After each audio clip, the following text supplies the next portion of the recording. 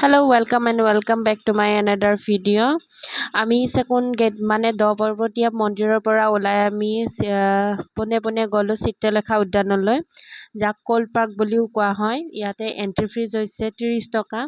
চ' ticket কাটি আমি সোমাই আহিলোঁ। আহিকিয়ে প্ৰথম পাই এইয়া চিত্ৰলেখাৰ প্ৰতিমূৰ্তি। তাৰপিছত আমি অলপ ফটো উঠি ল'লোঁ।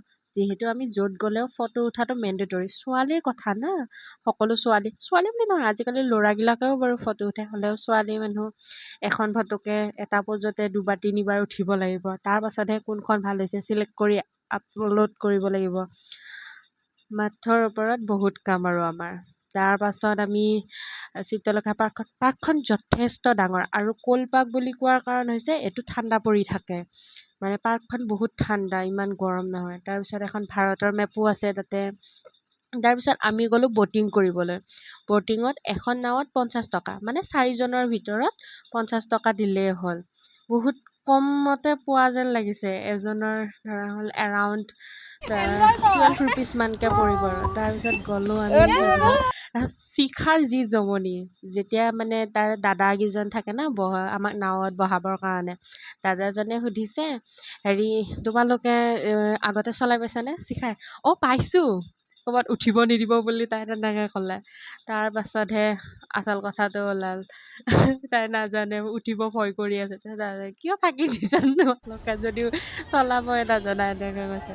তাৰপিছত আমি আহিলোঁ, কাৰণ মেমে মাতি আছে আৰু বেলেগ জেগাতো যাব লাগিব বুলি। এই ৰাজাকেইটা দেখি মোৰ খুব ভাল লাগিল, সেইকাৰণে ভিডিঅ' কৰি থৈ দিলোঁ।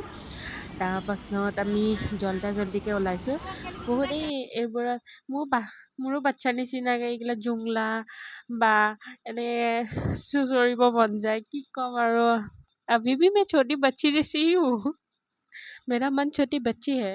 मैं बड़ा हो गया हूँ, तभी भी मेरा मन तो छोटी बच्ची ही है।